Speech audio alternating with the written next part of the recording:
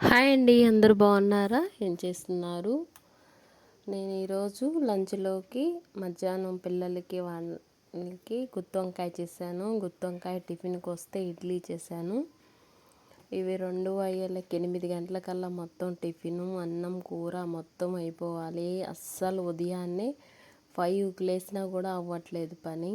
తొందరగా పిల్లలకి స్నానాలు చేయించాలి, జడలు వేయాలి అందుకని హడావుడిగా చేసుకుంటా ఈ వీడియోలు చేసుకుంటా తొందరగా చేసుకుంటున్నాను. ఫస్ట్ గుత్తి వంకాయకి వస్తే ఫస్ట్ మనము వంకాయలకి ఘాట్లు పెట్టుకొని ఆయిల్ వేసుకొని ఫ్రై చేసుకోవాలి.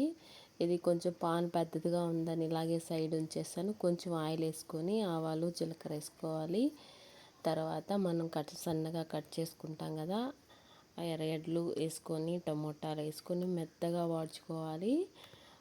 పెట్టుకున్నాం కదా, మనం ముందుగా ఫస్ట్ వేరుశనగపప్పు, పచ్చెనపప్పు, కొంచెం తెల్ల నువ్వులు, కొంచెం కొబ్బరి, కొంచెం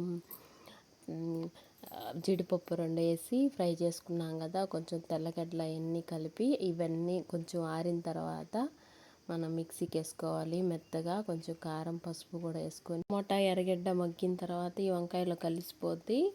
అప్పుడు మనం మొత్తం ఈ మసాలా మనం మిక్సీకి వేసుకున్నాం కదా, మిక్సీలో వేసుకున్న మసాలా వేసి కొంచెం కలర్ చేంజ్ అయ్యేదాకా ఫ్రై చేసేసి తర్వాత ఒక పెద్ద గ్లాస్తో వాటర్ పోసి ఇట్లా గట్టిగా మూత పెట్టేసి ఉడకనివ్వాలి. అంతే, గుత్తి వంకాయ రెడీ. క్యారేజీ సర్దేశాను.